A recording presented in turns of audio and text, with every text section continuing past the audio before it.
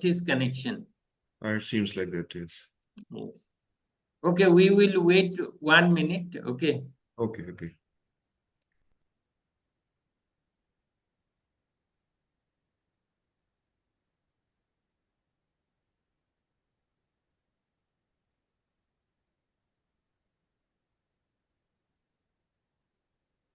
Or sir, Bhartendu sir, may we start next session because our Dasmahapatra sir already joined.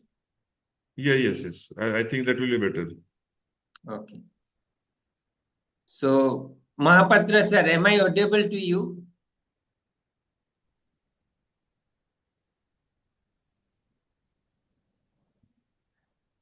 Yeah, Professor Vidhu, yeah. Namaste, sir. Good morning. Namaskar. Our Dean, Professor Bhartendu Singh is here. Yeah, Professor Singh, good morning. Namaskar. Good morning, sir.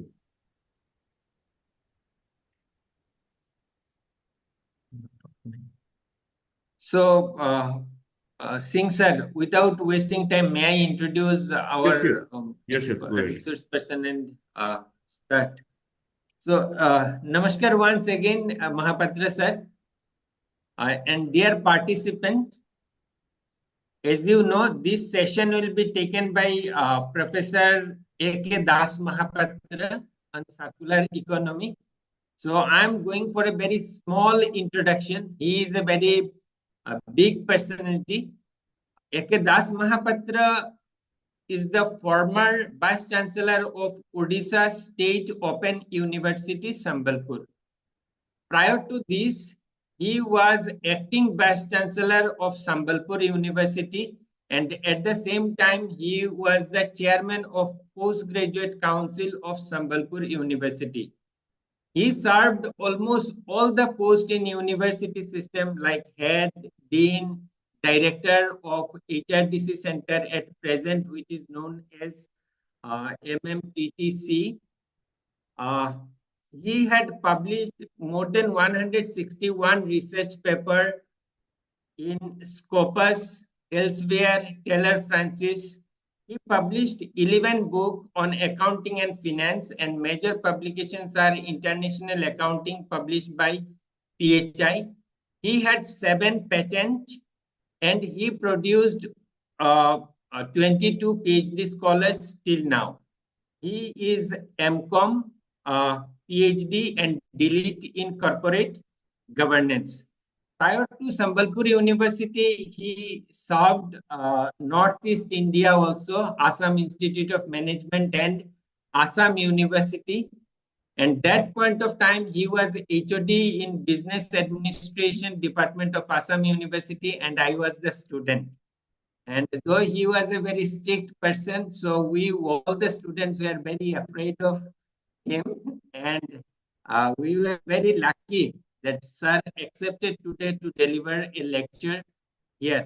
So now I would like to request sir to take his time. So sir, time is yours. Sir, please unmute. Dr. Bidhu, just power went off. Sir, we continued a second session, so I'll talk to you. Just you may talk to Professor A.K. Dasmahapatra if you want. Okay. Because so, Namaskar, sir. Namaskar. At that point of time. Just I completed my session, and then you are. It is like stepping in. Yeah. Old Boys Association. Yes. How are you, sir? I'm fine, thank you. Thank you very much. I'm so happy to see you. Venkatji, how are you? Fine, sir. Great to see you. Almost after a year. Yeah. After a year, sir. So thank nice, you. Sir. We'll catch up. And thanks to Professor Bhartendu Singh ji, who remembered and invited me. And of course, Vidhu being our direct student, he must have been instrumental in between. And that is an occasion that he got us connected. Right. He has taken us, for a revisit to Silchar. Yeah, thank you. Yes, thank you, sir. With your permission, and Dr. Bidhu and Dr. Singh, I'll just leave the room. Okay, sir. Thank you. Okay, thank you, sir. Much. Bye. So, Professor Singh, if you permit, can I start? Yes, sir. Yes, sir. Yes, sir. All right. Yes, sir. My voice is clear to Very everyone? clear, sir. Very clear. Fine. Somehow I'm getting a low volume. I don't know why, but I should be audible to the audience. Yes, yes. Very clear, sir. Yes, sir. It's very much clear Good here, sir. morning, everyone. In the beginning, Professor Bharatendra Singh ji, the Dean of School of Economics, Management and Information Science, Mizoram University, Dr. Bidukanti Das. Although there is another identity for him, as long as I am concerned, I have taught him directly in the class. That was about 2 decades back. And all the officers and authorities of Mizoram University, and particularly the MMTTC of Mizoram University, for remembering me and for their kind invitation to share my some of my thought with the participants. And at the same time, the dear participants, I know, although I do not know how many of them are there, but then I know they are present online across this country. So it's a pleasure to be here for about 1.5 hours with you. And once again, thank you, every one of you, for being a part of the total process for 1.5 hours, and for also for making me a part of the process. I just need maybe a couple of seconds to share my PowerPoint here.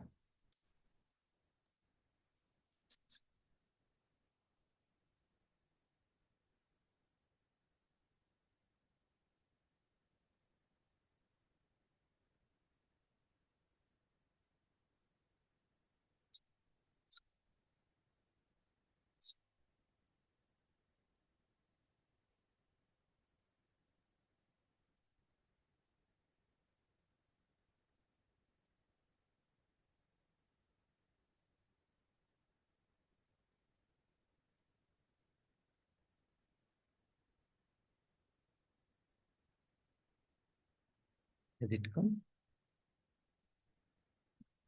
Is the PowerPoint visible? Yes, sir. It's visible. Or But you thank may you. make it full screen, sir. Yeah, I need to make it full. Yes, if you want, sir. Yeah, I'll do it. I'll do it. Okay.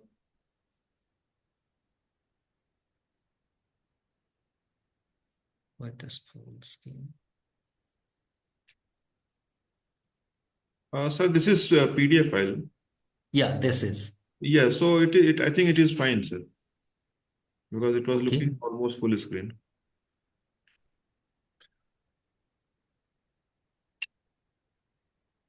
That will work, sir. It's okay. It's okay, sir. It's okay, sir. Okay, sir. All right. Thank you once again. Now the topic that I have actually thought of, running through in this particular presentation, backed by a couple of discussions, is about the circular economy. What I have titled is Circular Economy, the Way Forward. And I'll have,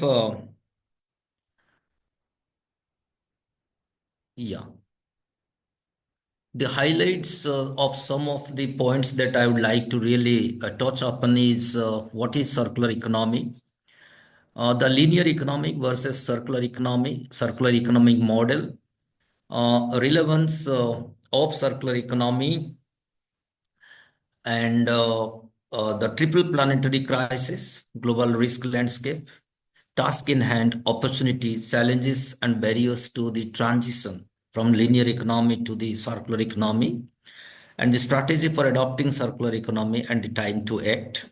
Some of the examples that I have got with regard to innovation and startups, and the India and the circular economy. Well, I hope the time will permit us to see some of these slides definitely. When I checked with the entry behavior, I'm told that the participants were obviously teachers in the middle and the entry level. from the discipline of economics, management, and commerce. And I think this is the perfect combination of the participants whom I can reach out through this presentation.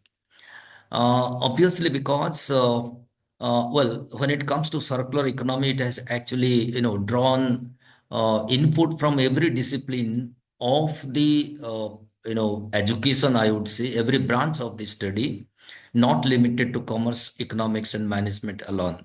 However, because the people in commerce and management and economics, they will, and more so the teachers, they will be communicating to their respective students when they go back to their respective organizations, the university and the departments they represent. I think they will be in a better position to communicate the essence of circular economy. Let me move forward. Well, this is in a nutshell is what the circular economy, it says that it aims at minimizing waste, promoting sustainable use of natural resources, regenerating the nature through smarter product design, longer use, recycling, and many more. This is, of course, a sentence that I have taken from the UNDP. Now, if I take you further, it is, circular economy is an economic model that aims to eliminate waste and promote sustainability through reuse and resource efficiency.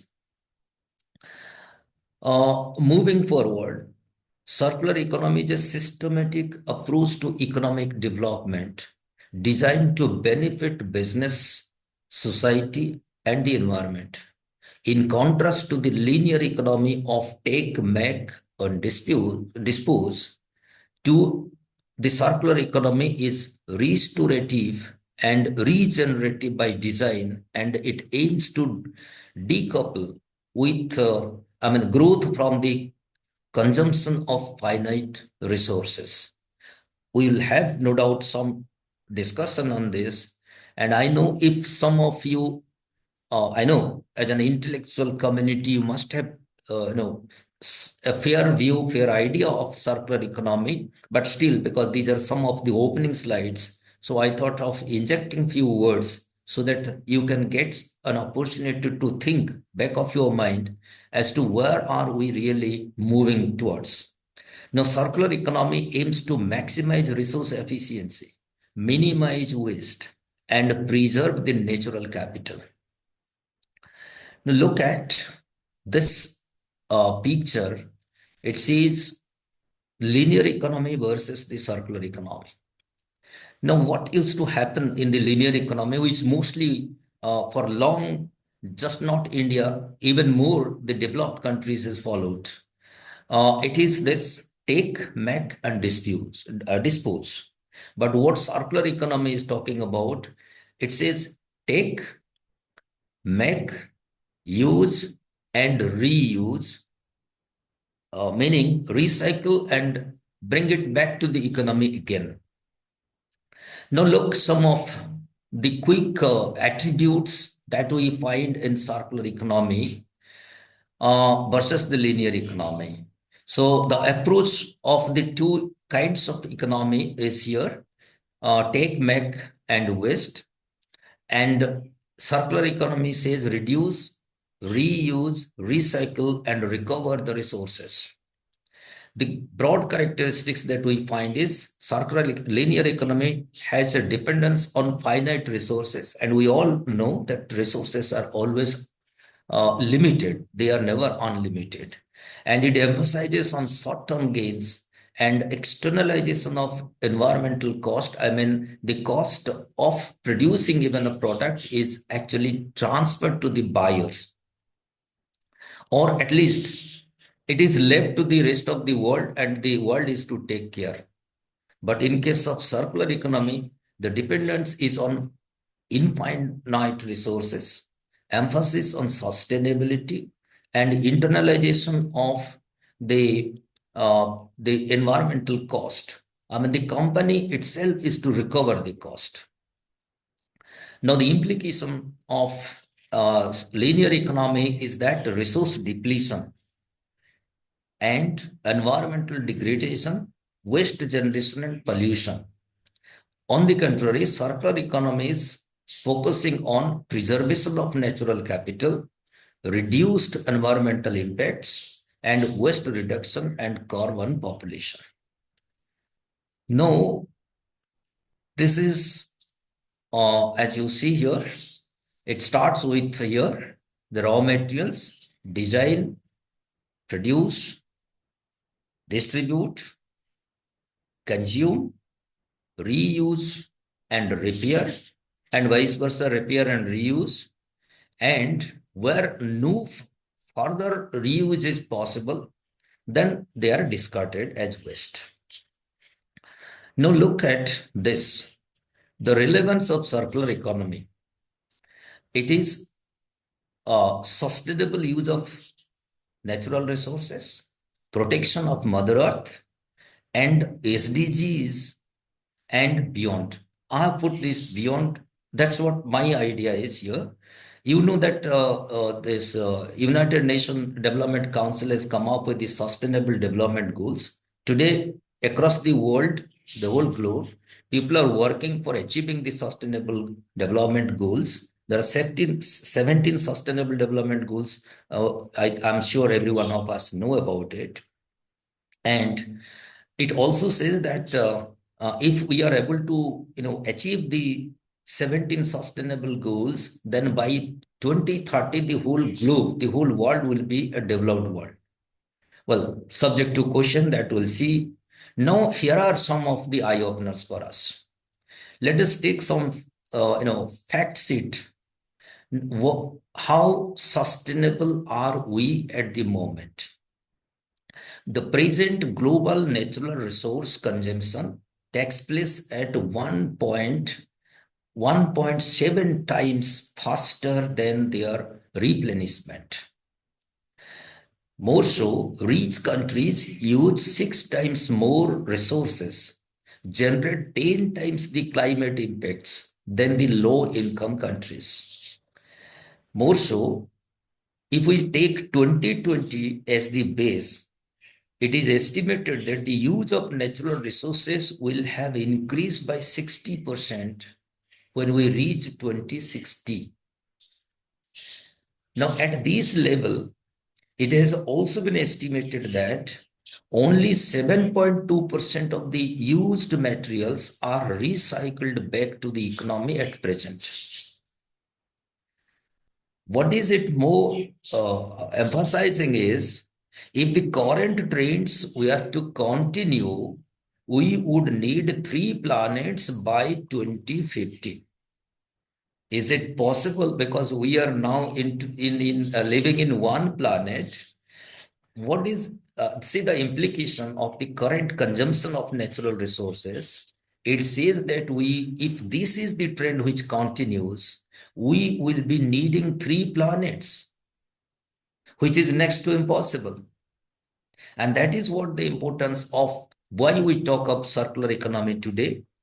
And if this is the sentence that we also consider, that 7.2% of the used materials are recycled back to the economy at present, means we have to think how to increase the use of recycled materials in the economic process, so that the dependence on the finite resources gets reduced.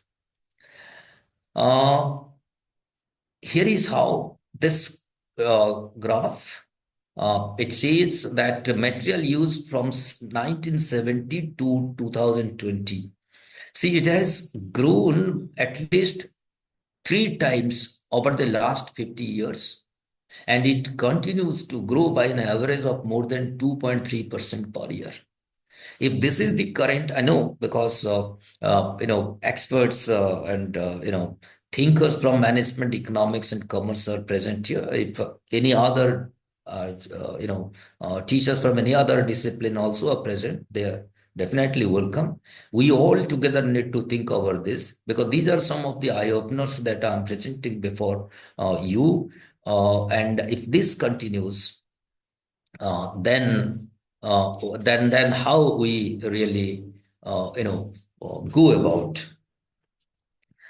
Now,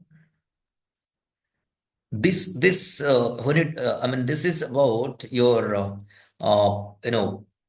materials, because from 1970 to 2020, and uh, it's about biomass, non-metallic, fossil fuels, and metals. So this is one. Now look at some other figures, which I have said this no fact sheet too. I think we have reason to really think about all these points. Protection of Mother Earth, that's what my argument here. I mean, I'm not great, but I join the couple of people who think about how to make the world, the earth livable. So 60% of the global greenhouse gas emissions is caused by activities relating to production of goods and services.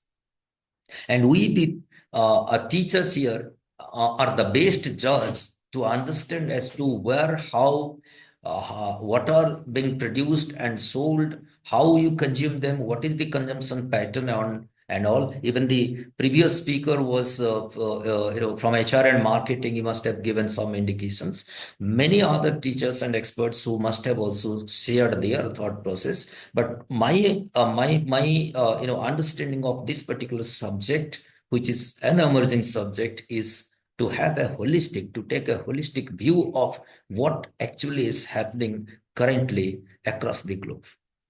If 60% of the global greenhouse gas emission is caused by activities relating to production and goods and services, that means how to reduce. And there are several summits which have taken place in the globe, how to reduce the greenhouse effect. You all know that the temperature of the earth is actually increasing on an average 1%. 1 degree, more or less, per year. And everywhere the same trend is being followed. Now 80% of the biodiversity loss is caused by production of goods and services, impacting the environment and the health and the human health through air and water pollution, soil degradation, and wildlife habitat loss. Increased resource use is leading to triple planetary crisis, derailing the global climate, biodiversity, and pollution targets, along with the economic prosperity and human well-being. Now, if I capture this and put here triple planetary crisis, it's here climate change. It is highlighted: climate change, air pollution, and biodiversity loss. What is the climate change? Well, there are big things also, but then I have tried to put them in a very, very short, concise format. Long-term shifts in temperature and weather patterns that in the long run will completely alter the ecosystem that support life on the planet. And what is this air pollution? Look at 9 out of 10 people in the world breathe air that contains levels of pollutants that exceeds the WHO guidelines. And with regard to biodiversity, decline or disappearance of the biological diversity, which includes animals, plants, and ecosystems. And we have seen in the previous slides as to why and how it is happening, what is mostly causing the triple planetary crisis. Obviously, the question will ultimately come as to how to reduce the impact on the climate. I have a bit details about the triple planetary crisis, the climate change. It is driven mainly by human activities. Almost everything we do releases emissions, but use of energy, industry, transport, buildings, and agriculture are the main cause or other causes for release of greenhouse gas to the atmosphere. And then coming to other, the other consequences is that increased intensity and severity of droughts, water scarcity, wildfires, rising sea levels, flooding, melting polar ice, catastrophic storms, and declining biodiversity. Very recently, in India, we have experienced the Wayanad in Kerala and many more. Uttarakhand disaster, and even in Odisha, to the state I belong to, in 99, the super cyclone, and many more each year, the natural calamities taking place. And it also says that five-fold increase in the death due to weather-related disaster. Each word probably provokes us to think and understand what is happening in reality. Five-fold increase in the death due to weather-related disaster over the last 50 years. And it says 21.5 million people displaced due to climate change-related disasters. And coming to the air pollution, it is caused by everything from traffic and factories to wildfires, volcanoes, molding, indoor household air pollution from cooking with polluting fuels and technologies. The largest cause of disease and premature death in the world, with more than 7 million people dying prematurely each year, is due to pollution. And even the ratio put here is the pollution, the ratio of outdoor and indoor pollution is 4.2 is to 3.8. Means outdoor pollution is more compared to that of indoor. And then the biodiversity loss here is caused by everything from overfishing to habitat loss, like deforestation to desertification to the climate change. See another fact here. The waste generation by region in million tons per year. This is the World Bank data. And the reason is right from Middle East and North America, Sub-Saharan Africa, Latin America and Caribbean, and then North America, South Asia, Europe and Central Asia, East Asia and Pacific.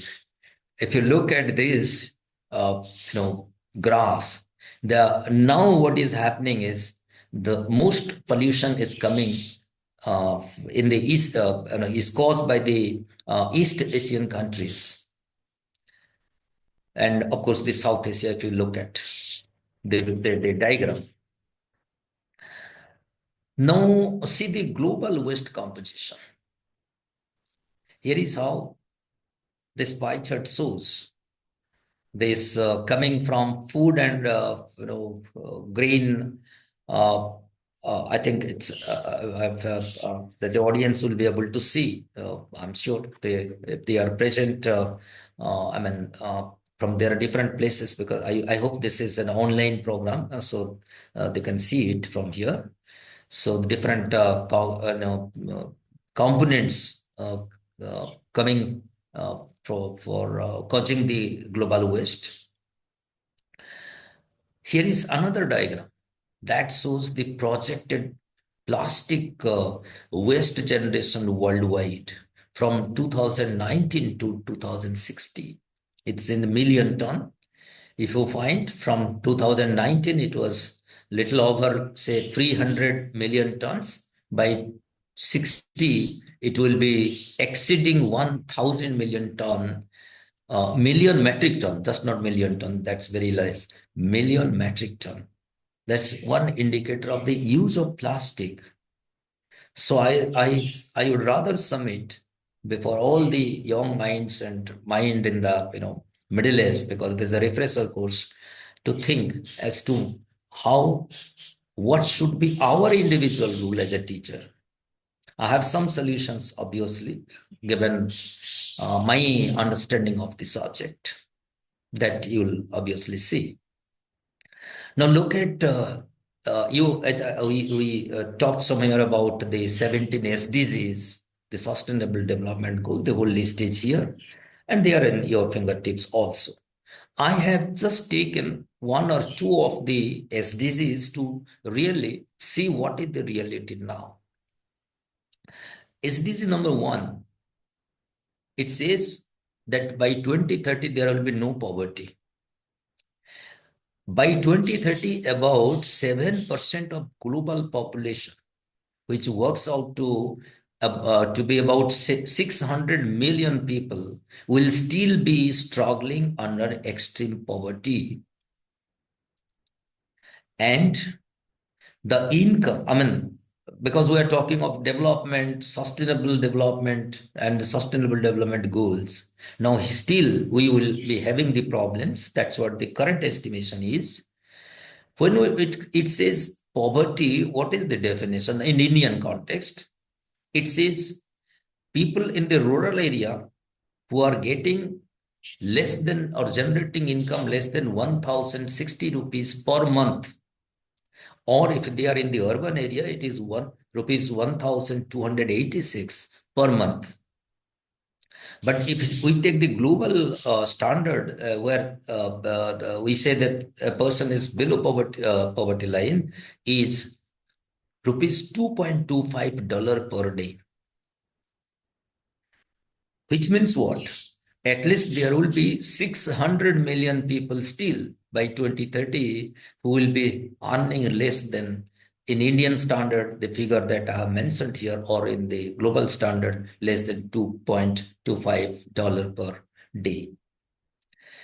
The global poverty is one of the most pressing problems that the world faces today. The poorest in the world are often undernourished, without access to basic services such as electricity, safe drinking water. They have less access to education, and they suffer from much poorer health. That's the reality. Then the question obviously will come as to what and how the circular economy. I'm coming to that obviously, slowly. Look at Sustainable Development Goal 2.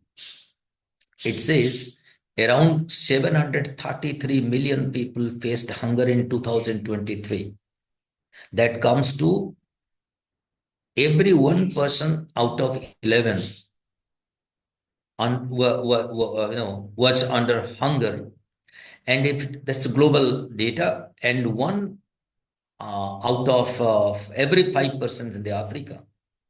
And the source I have also mentioned where I have got this data. It says about 1/3 of the world's food production gets lost and wasted. This is an important point that we need to really note here. And there are many things, and I do agree that everything is not possible because at our own level, it has to be a collective effort. But here is an example that we must appreciate, that 1/3 of the world's food produce gets lost or gets wasted. In the previous slide, we saw at least 600 people are still, under poverty. And in this slide also, it says at least, some 733 million people, faced hunger. On the contrary, 1/3 of the food waste, food that we produce gets wasted. Food waste contributes about 24 to 26% of the carbon footprint. This is again another eye opener for us, that here people are still hungry. Here 1/3 of the food gets lost, and the loss that we see that some food is lost has a ramification that collectively of the total greenhouse gas effect that we found, carbon footprint, as we say, 24 to 26% is caused by the food waste alone. And More interestingly, about 3 kgs of food thrown or waste results in producing 23 kg of carbon dioxide. I'm very sure, and I'm again sure enough that none of us probably can for sure say that we are not wasting food. I mean, therefore, this is a time that we have to act upon. I mean, simply to say collect food that much which we can eat, rather than collecting and then throwing. This is a common phenomenon, more or less, unless people become self-conscious. And as we say, no, charity begins at home. Let us pledge ourselves that at least we will not, waste any food. It's small things, very, very small, concept may also, bring a lot of change. That's what my understanding. And more so, I'm talking to intellectuals. The contribution of each commodity to carbon footprint and the food waste. This graph will say which what is causing more carbon footprint. If you find that this is useful, I'll definitely share this slide. You can also revisit them at a later stage. Come to SDG 3. This is also the UNICEF's 4-point agenda says strengthen primary healthcare system to reach every child. Focus on the maternal, newborn, and child survival. Prioritize child and adolescent health and well-being, including mental health. Support responses to reduce the impact on children and families of natural disasters, complex emergencies, and demographic shifts. One more, SDG 7 talks about affordable and clean energy. And this slide is yet another eye-opener for us. In one side, we say affordable and clean energy. And this diagram, look at, if today we say solar energy is clean, and what is this share of solar energy from here, as you can see from the diagram, most energy consumption comes from oil, followed by coal, then of course gas and hydropower. I hope this is yellow, and then wind. Solar is very minimal. So one side we say sustainable development goals, but this is the use of the world scenario with regard to clean energy. That means we have miles to walk through. Now, global carbon dioxide emissions by fuel and industry type. Which industry is causing more, pollution, generating carbon dioxide? Coal, oil, gas. Then we have cement and some other. Now, I have some quick facts. The trends from 2015 to 2060, global GDP. Well, these are some of the challenges in hold for all of us. Global GDP to increase from about 80 trillion USD in 2015 to 216 trillion by 2060.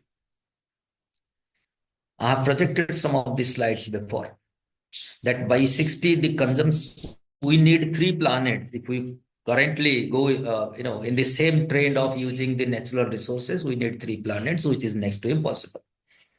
So how to reach this, 216 trillion GDP? I mean, this is the world estimate for that purpose. Global material use will be more than double, something, from 92 billion now to about 192 billion tons by 2060. Greenhouse gas emissions. which has increased or is estimated, if the current trend continues, it is expected to increase by 43%. Area of agricultural land will increase by more than 20% from some 15.4 million hectares to 18.6 million hectares. There is a message behind this.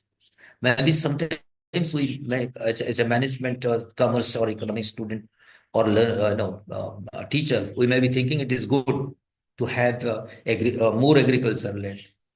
But interestingly, what you find is, I think I have captured, maybe in due course of the visit of the slides, you will get it.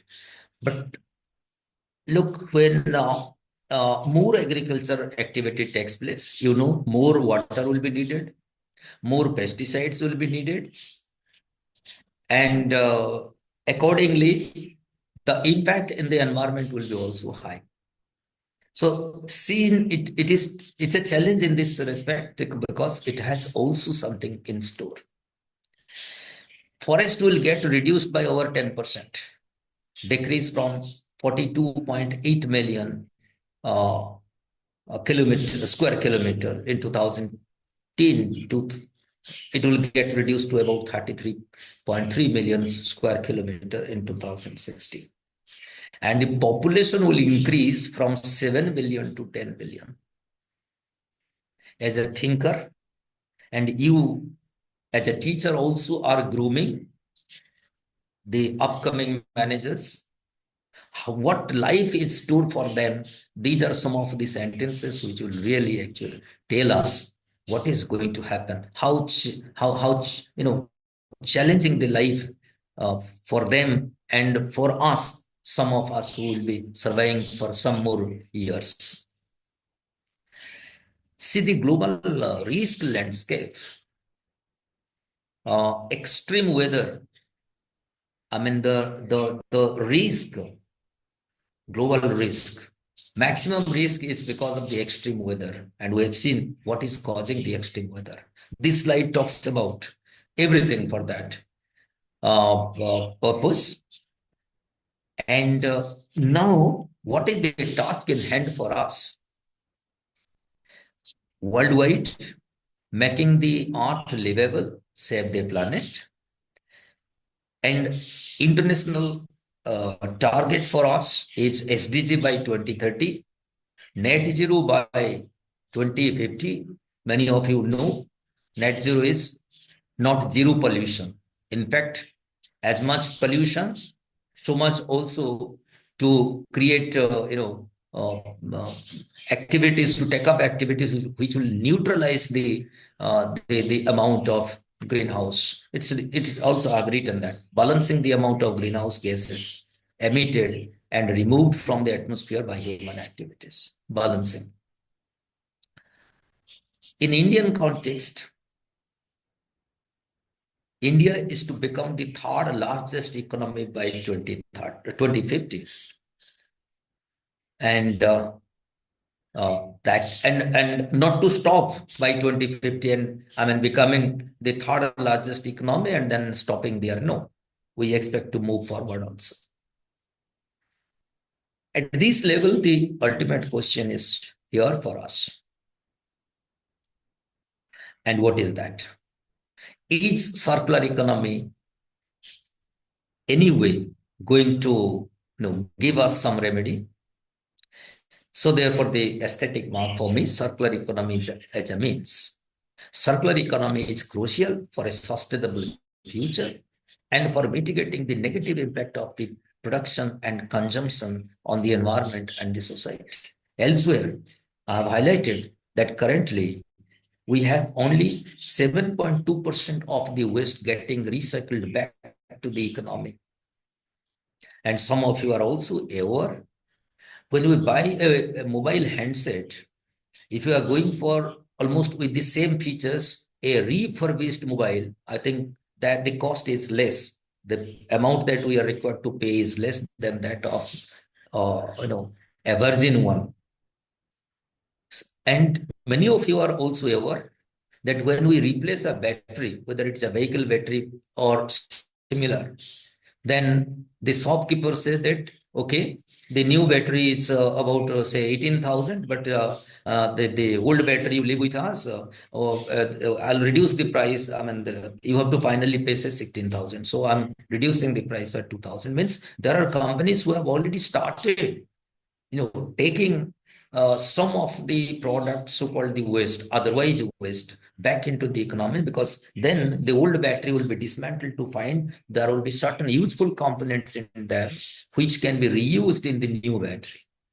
So things are happening, but probably in a limited extent. Now we need to really make it more, and we have to find out the ways and means. One, probably the greatest and the strongest way is to inject the concept into the minds of the learner, the young people that you are grooming. Maybe, if not 100%, maybe 10% of them can, I mean, it will keep on hunting them when they are back home as a student. What, no, teachers are the most, just not respected people also. Their voice, their words matter. So what you place in the classroom, students will, at least 90% of the students will buy what you are saying. 10% may not. So that was basically the purpose why I thought of, presenting this when I was, contacted, and I said, okay, I'll go for this topic because it doesn't really belong to any specific discipline like commerce or management alone or economics. No, it cuts across every discipline, that engineering to, even marketing, everywhere. Now, the circular economy acts as a crucial tool in reversing the environmental crisis by promoting reuse of materials and the efficient utilization of expired products to minimize the negative impact on the environment. And circular economy acts in encouraging the responsible use of natural resources, extending the service life of the environmentally hazardous products such as plastics and electronic appliances. That these are the beauty which has been seen in the concept of circular economy and protecting the environment.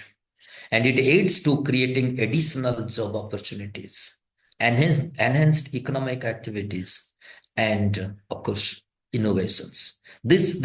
The last sentence should be underlined: creating additional job opportunities. Yes, and somewhere in the due course also you will come across it is estimated that by 2030 the economic opportunity of circular economy is about I think if I correctly remember 4.3 million billion trillion USD, which is equal to the German economy today. So there is opportunity of job, because more activities are going to take place in this area. In addition to, of course, the normal activities which still takes place, and enhanced economic activities and innovations. It's possible through innovations. The opportunity, it's very much here. I said 4.3, and it is in fact 4.5 trillion economy by 2030. And this I have got from the reference Waste to Wealth by a study undertaken by the Accenture. And this 4.5 trillion USD is equal to 4.5% of the world GDP, world economy, and the GDP of Germany alone. And Germany is the fourth largest economy today. Now, 110 billion USD for fast-moving consumer goods industry by optimizing its packaging for circularity. See the business opportunity. I know, again, management, commerce, and economic teachers are there, and if they go back to the class, they will be handling the commerce students, the economic students, the management students. Now, as in the national education policy, we have tried to dismantle the boundaries that so far we had about the discipline. We say I'm in commerce and I have nothing to do with management, or I'm in economics, I have nothing to do with physics. Things have changed and are gradually changing. So also here it says for packaging industry, there is an opportunity. And for the fast moving consumer goods particularly, 250 billion for electricity industry by adopting newer ways to produce, manage, and transmit renewable sources of electricity. This is again a business opportunity. And those who would like to become a self-employed person or an entrepreneur will be getting some idea from here also. And there are, I mean, today the whole world is in your fingertip, so also probably mine. So therefore, all that I'm presenting here, only some of the ideas that I have put the way I thought and put them systematically for a for making a cause for discussion. Otherwise, information is plentifully available. Now, what are the challenges and barriers to transition? Transition means from linear economy to the circular economy. Limited knowledge about the potential of circular economy. And to place a strategy and to have a strategy in place for creating it. Now, who will do it? First is limited knowledge about the potential of circular economy. I'm sure if all that I'm presenting here makes any sense to the listeners, to the audience, I don't claim as a teacher also, like you, I was also a teacher. So therefore, I'm not saying that everything I say is all no. So you have to certainly obey and so-called, this is the foolproof, this is the universal setup. Absolutely not. You will have better ideas than me also in due course of time as we advance through with new technology, new thought process emerging, but also you are no less than putting your own thought process. So limited knowledge, whichever topic you discuss in the class, other than whatever has been outlined in the course curriculum, maybe you can draw examples and also highlight, link the practice into the theory. I have tried to do some, for example, for SDG, poverty, for hunger. So we keep on, giving. Even people also, give a lot of, in ceremonial functions also they come and give a talk. But what the reality? How many people are still, below poverty line? So some example has to be given so that the student really appreciate what you are saying. Now, and to have a strategy in place. Now, who will place this strategy? Who will form this strategy? Obviously, if it is an industry, the head of the institute, if it is a corporate kind of organization, then obviously the people who matter, I mean the board of governance, will have to really place it in their board and in their vision statement. Very recently, for example, NTPC has gone for issuing the IPO. It says NTPC Green, means it is again other than all the hydropower, the solar power. It has also started going to the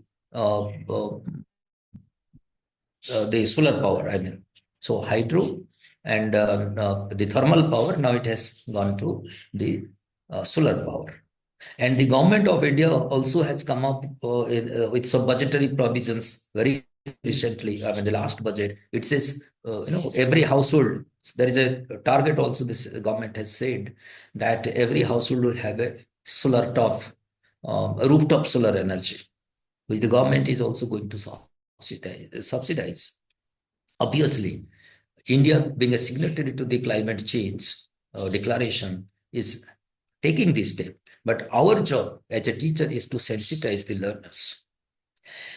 Now, lack of awareness among the end users, and which limits their ability to make resource efficient choices.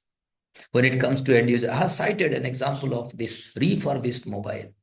Well, we have to break the psychological barrier. Should I go for a old one? So that has to be seen. Now, lack of financial, technical, physical, and HR infrastructure. At least financial, technical, physical, and HR. When it comes to HR infrastructure, I'm sure we, the teachers, can create this HR infrastructure. But for financial, even there are MSME industry, MSME government of India is also supporting. I'm not saying that any support comes from the government is exclusive. In fact, that is limited. We have to find our own, ways and means. I have some examples to share. Obviously, I'll place it before the house. Technical, somewhere in the beginning of the slides, while trying to define what the circular economy, it says with better product design. So there you need to have the technical, support, and of course creating physical infrastructure. If it means creating some, a manufacturing facility, so for that purpose, that certainly amounts to physical infrastructure. Lack of public information to support participation in the reuse. So public awareness is needed. Recycling, I'm sorry, I read it once again. Lack of public information to support participation in the reuse, recycling, and remanufacturing or the complex recycling process. Challenges in monitoring product quality through its service life. I mean, it also talks about sharing of information, sensitizing the people. These days, because of the use of AI, you say, for example, I bought a laptop about 5 years back. Till today also, I keep on receiving mail from the sporadic mail, I will say, from the company saying that your product has become, it's not saying that old, but it is only saying that it is time to update. We have to understand whether update means, going for a buyback, returning it, and then getting a new, or with some other form of updating, but then messages keep on coming. Means the companies are there who are able to monitor the product they have sold and through their life cycle, how old the product is, or how old has the product become, so that there will be information tip off rather for the users to understand that, next, I have to take a decision about the product. So that's probably throughout the life cycle, product service life. Consumer behavior and cultural shift. I'll give an example.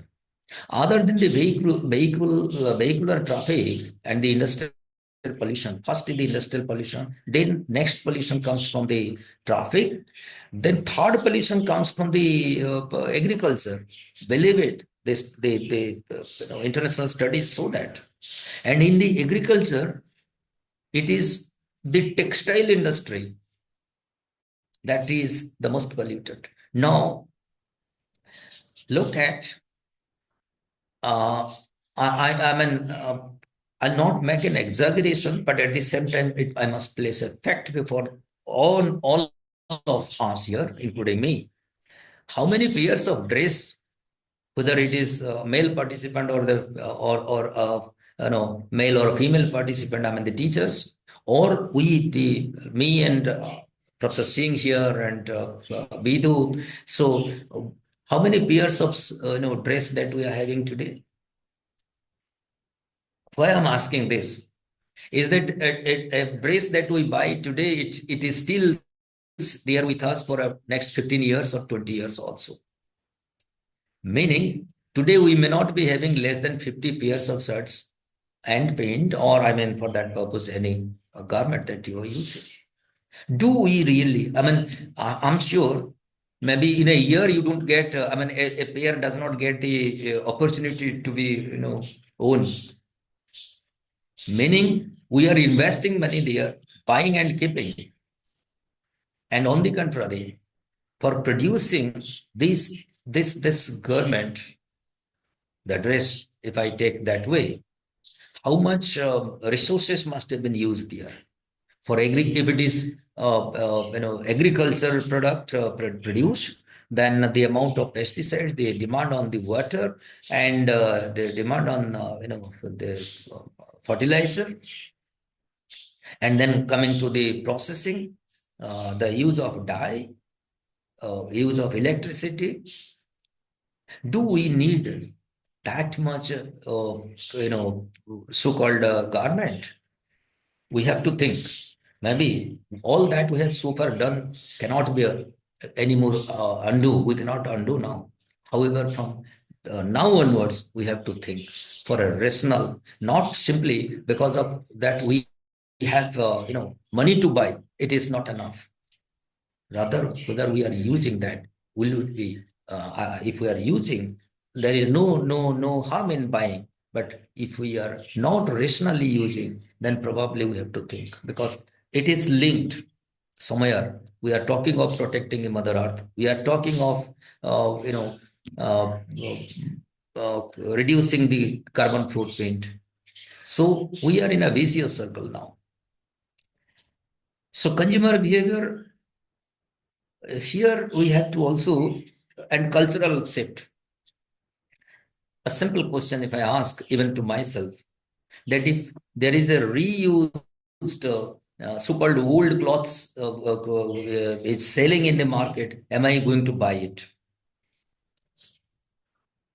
I mean, that's a question I'm leaving it to the public. Infrastructure and technological requirements, resistance for traditional industries. The time to act now. It's no matter where you are in your circular journey, the time to act and to support the acceleration of the circular transition is now. Now, embracing the circular economy, business, governments, and individuals must embrace circular economy principles and collaborate to build a regenerative, sustainable economy benefiting all. Only through collective action can we create a prosperous, sustainable future for generations. This is where somewhere I also mentioned that it is not like your cup of tea or mine alone. We have to really join hands together. And in whichever walk of life we are, wherever there is an opportunity, in whichever way, even sensitizing the people can also be a small contribution towards achieving the sustainable development goal, towards this circular economy. Strategy for adopting the circular economy. This is what start from the operation to organizational culture, to product and services, and to ecosystem. Strategy for circular economy. Now, if it is like the operation, okay, or all these points I have put one sentence each. For operation, addressing the value lost through operation and byproducts of business processes with respect to energy, emissions, water, and waste. Addressing the value lost during the operation. For organization, embedding circular principles into the organizational culture. The organization has a role to play through redefined working practices, policies, and procedures. Then, for product and services, rethinking the design, the life cycle, and the end use of a product or the service to optimize its usage, eliminate waste, and close the product loops. And for ecosystem, collaborating and partnering with public and private sector players to create an enabling environment for collective transformation.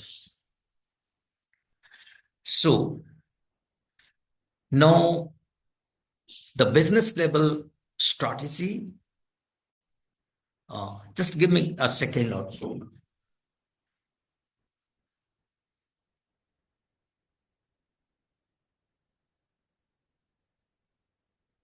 Yeah.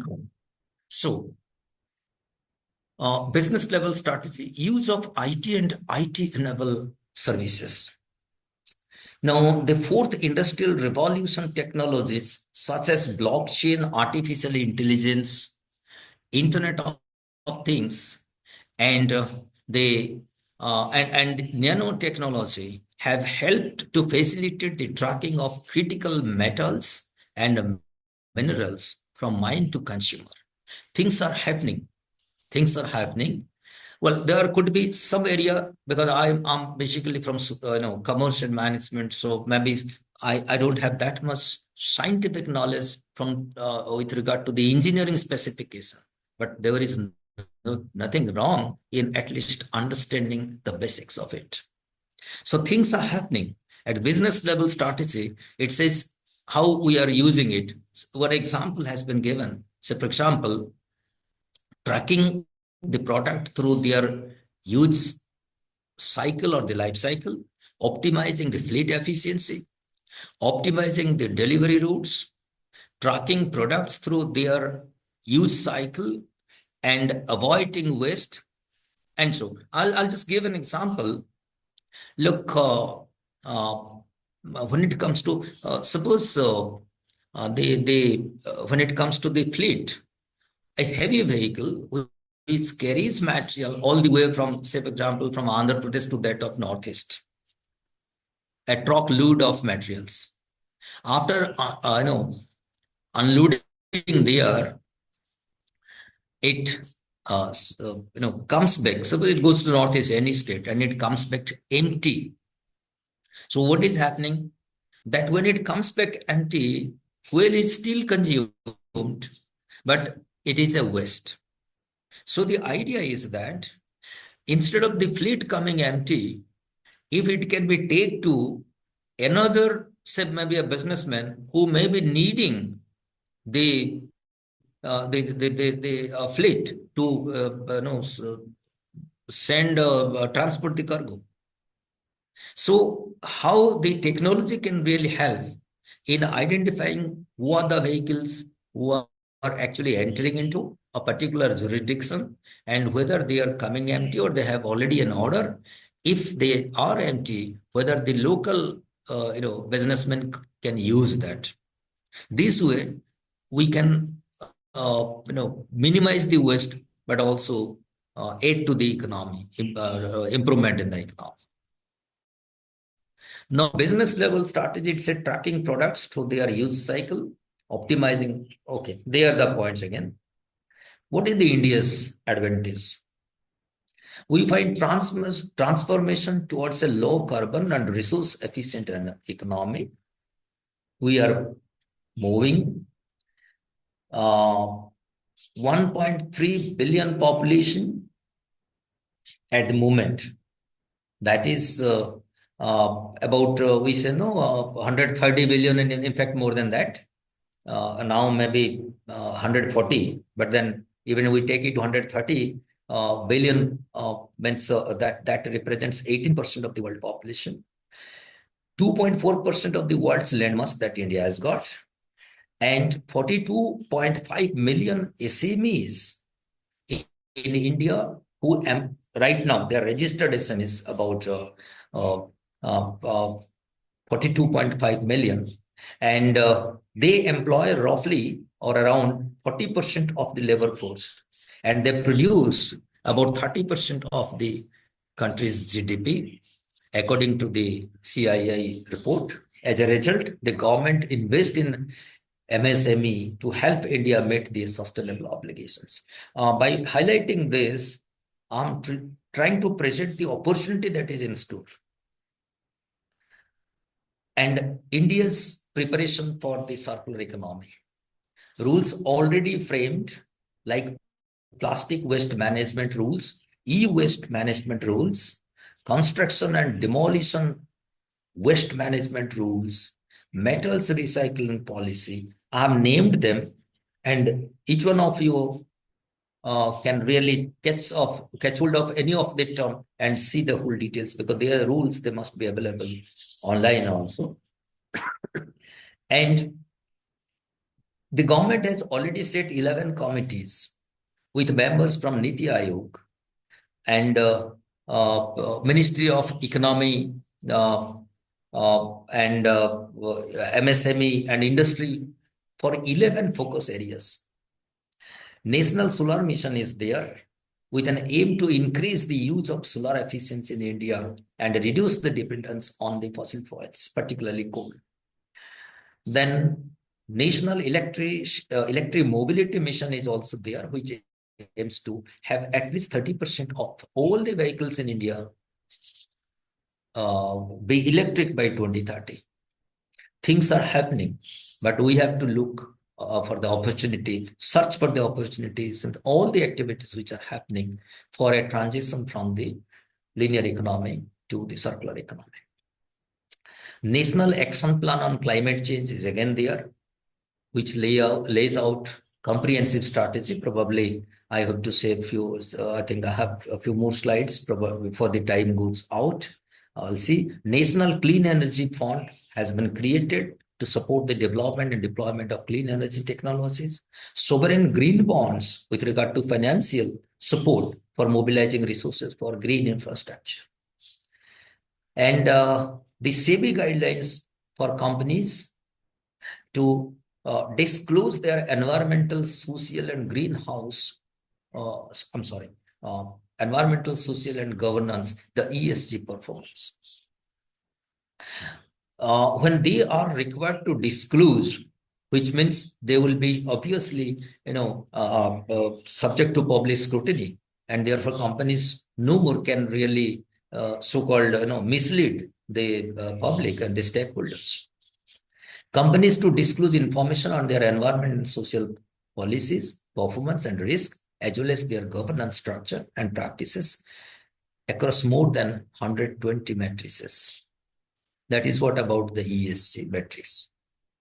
Now, business opportunities, some quick examples for environmental friendly products. Example is Huge Eco.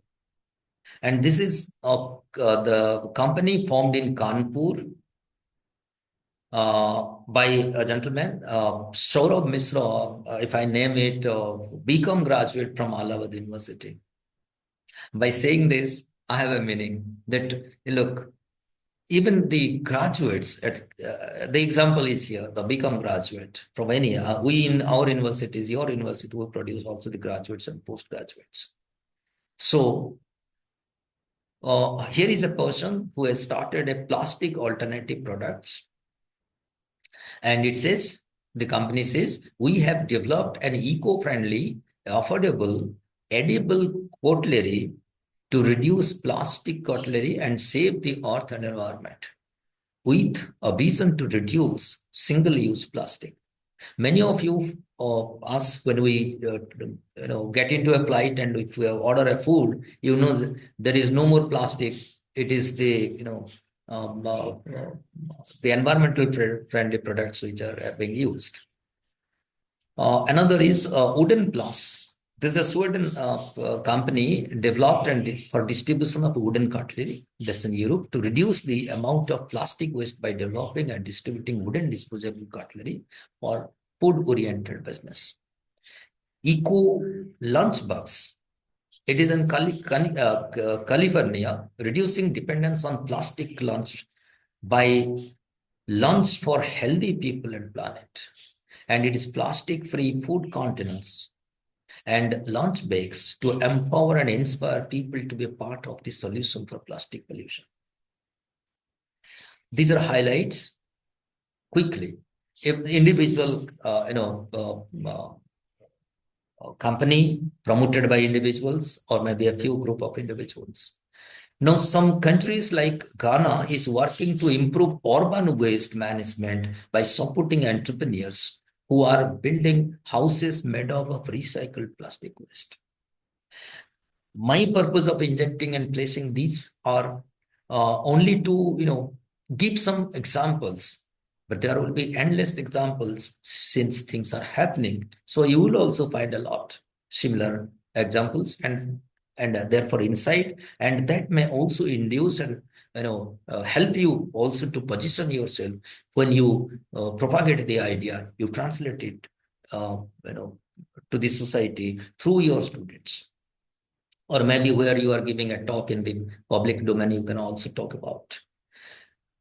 So maybe you will skip some of them. Okay. Yeah. Innovation and startup. It says science for society. There is a company called Science for Society, S4S, a full-stack food processing platform. 7 co-founders with domain knowledge. The co-founders have domain knowledge in their domain knowledge. I mean, maybe engineer, maybe from management, maybe from finance, and so and so. Connects farmers to industrial consumers in food and beverages. And it says converts farm losses to food ingredients from farm gate, sourcing, and processing, all by women entrepreneurs.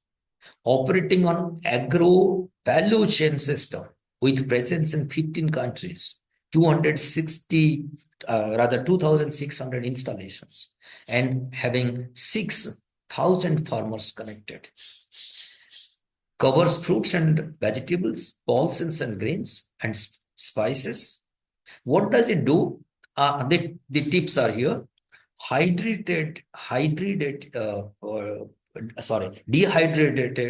garlic, onion, green chili, ginger, sweet corn, green peas, tomato, potato, red chili, and so. We are buying in the market, from the market, some of them, but here is how the example. So the buyers, rather the farm growers, they are not going. They are not required to go to the market. The market has reached their doorstep. So this is how the innovation, the other way of doing things. I mean, doing things differently, which we often say that is innovation. Not necessarily always a technological innovation will only be leading to innovation. Innovation. There is another example. The wasteless. It says helps supermarkets and online grocery stores to recapture the value of their perishable products, reduce waste by nearly 80% by using AI-powered dynamic pricing.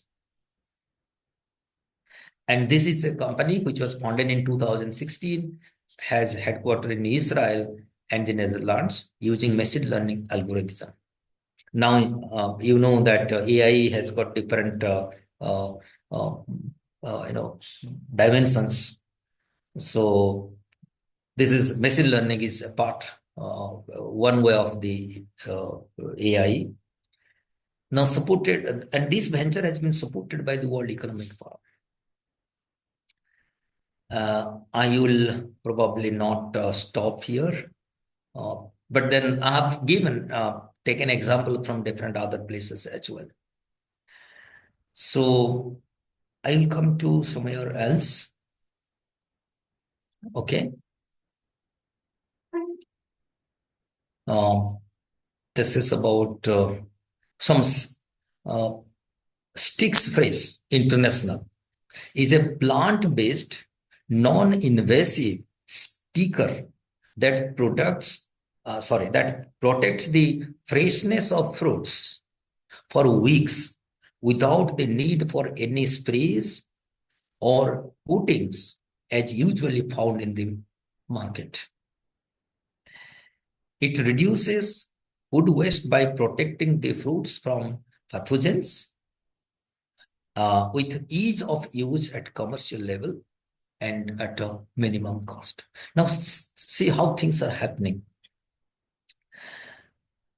Then we have one Soko Press helps farmers and aggregators to access cold storage on a need basis. Produces raised by small farmers are stored in the Soko Fresh. It's a solar powered small cold storage before they are sold through a unique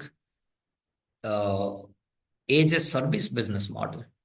Now we know there are when we talk of storing the products, we think of a large cold storage where our products will be stored. But then it's a model. It's a small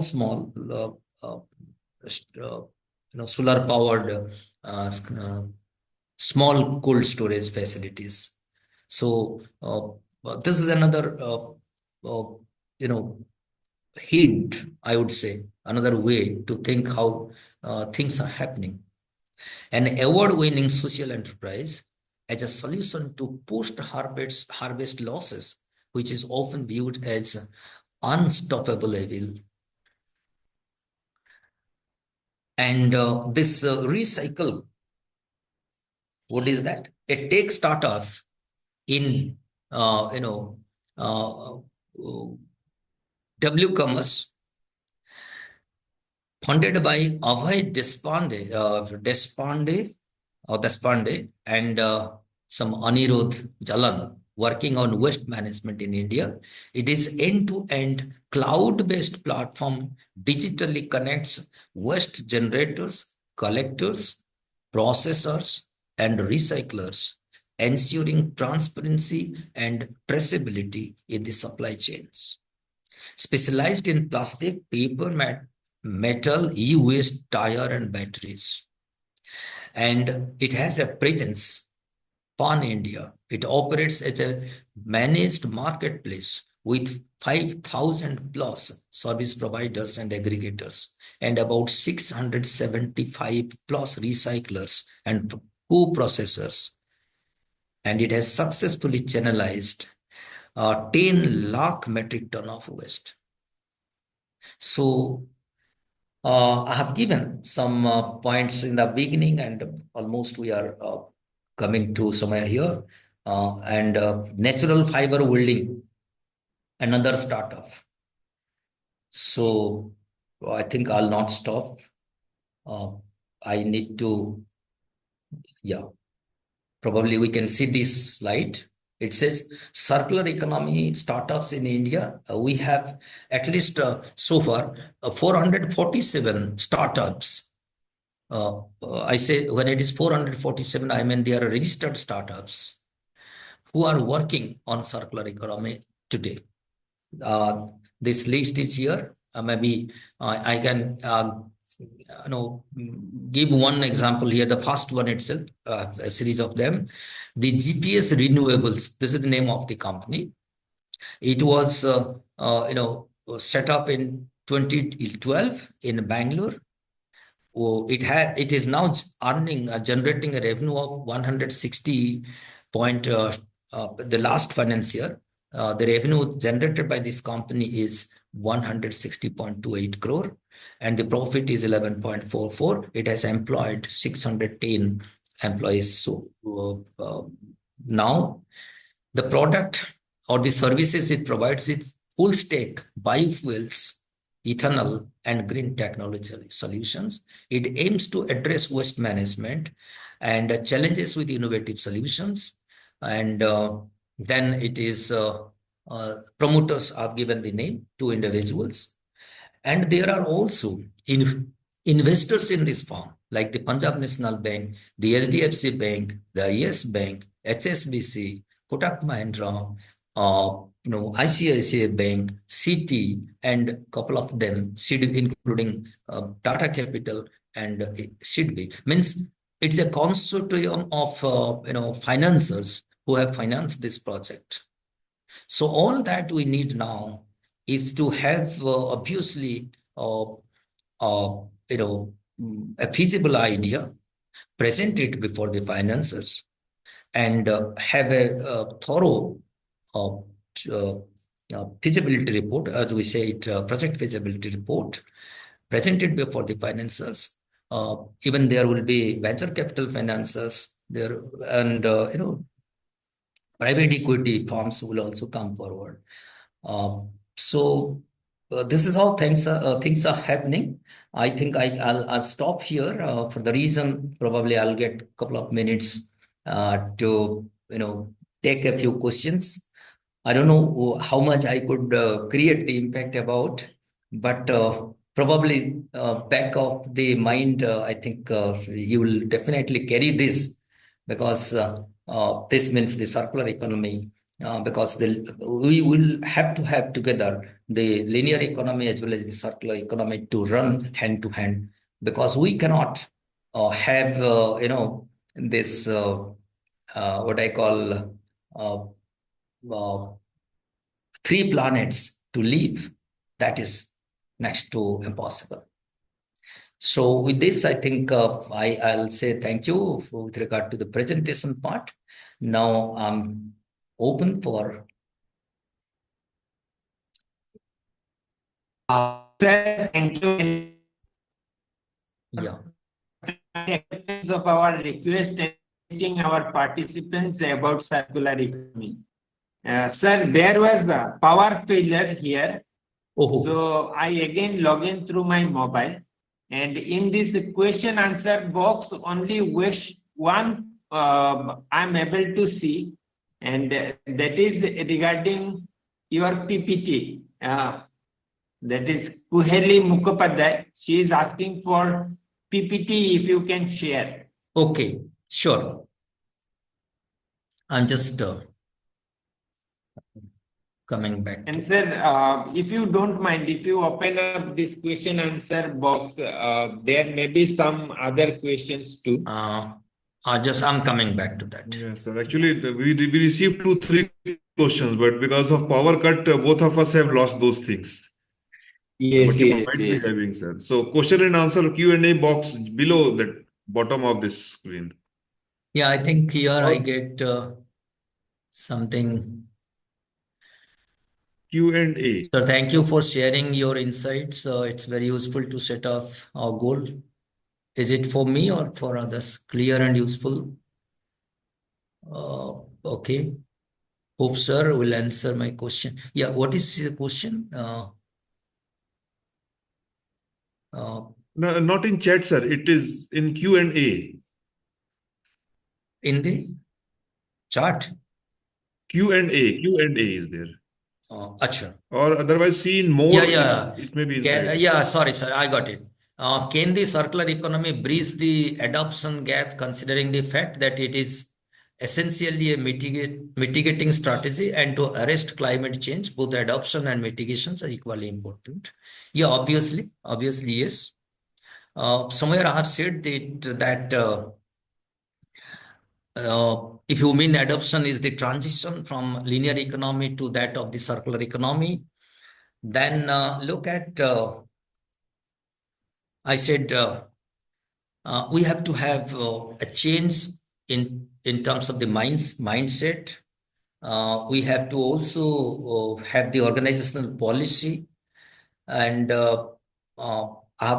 twice I had repeated the example of a refurbished mobile, saying that should I go for a bargain one, or I'll with the same features but with a reduced cost, should I go for the refurbished one? If I go for the refurbished one, then what do I do? I'm saving money, number one. Two, money for me, because otherwise I would have been required to pay more. Second, refurbished one is aiding to the circular economy, means it is protecting the environment indirectly, so our contribution goes there. But it varies. Let me be very honest that it varies from one situation to another. Suppose if it's a old mobile, I can buy, but if it is a old cloth, should I buy or am I going to buy? That depends. So somewhere we have to have the readiness to accept the change, and that is what probably the adoption is all about. And at least one sentence that I wish everyone has to accept and carry back home, that we cannot have 3 planets by 2060.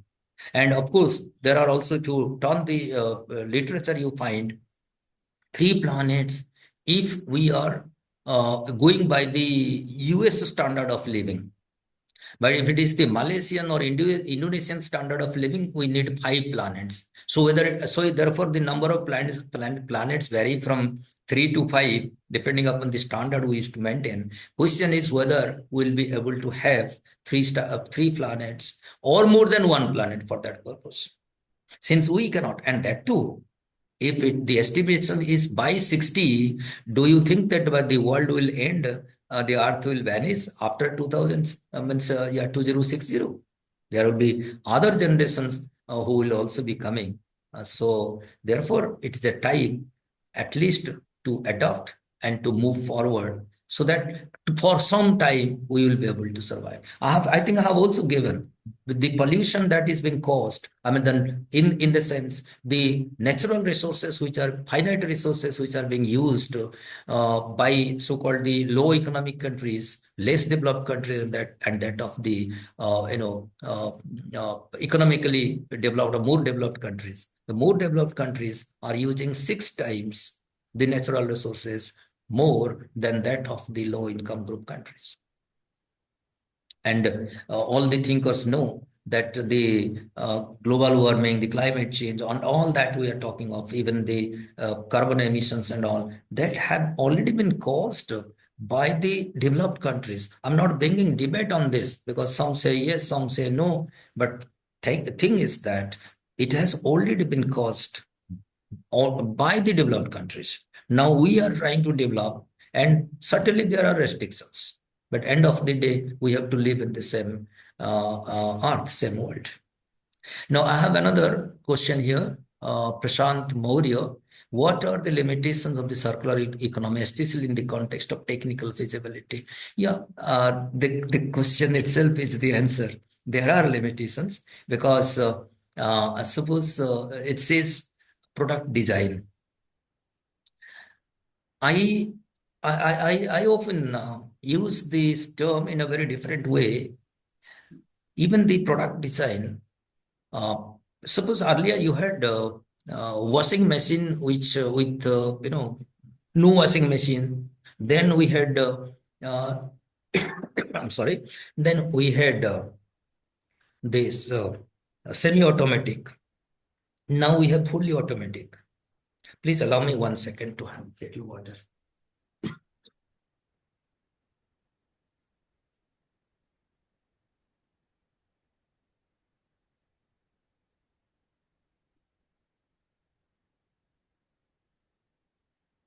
So the product development is taking place.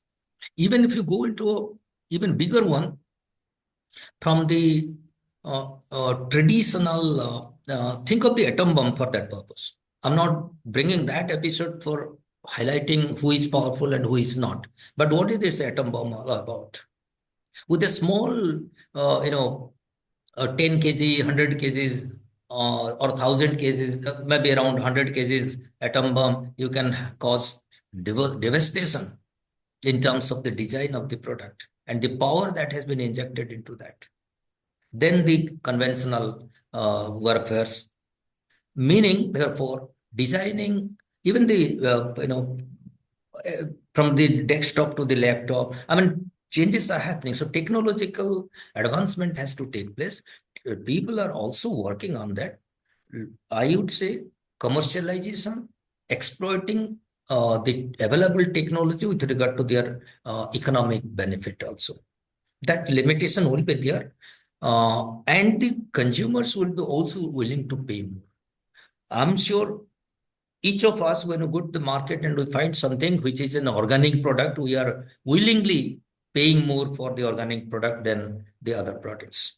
If we find that the logo is there, that the tag is there, that is an organic product, which means we are willing to buy products which is environmental friendly. So therefore, we will not mind to adopt technology, even if the such product becomes a bit expensive. And probably the last question, sir, if possible, kindly share the PPT. Yes, I will. I will. Okay. Thank you, sir. Thank you very much for your kind acceptance of our request. And we will definitely try to contact you in future program also, sir. If you are kind enough. Thank you. I'll be more than happy to associate myself. Okay, sir. Okay, sir. Okay. So So, now, dear participants, you may go for your lunch break and please assemble at 1:30 p.m. Professor D.K. Norial from IIT Roorkee, he will join. So thank you, Professor Singh. Thank you very much. You were there all through, and my young friend Vidhu is also there. I know he is a professor, but then for me he is my what I Yes, sir. say, like Yes, my sir. son. I've seen him there.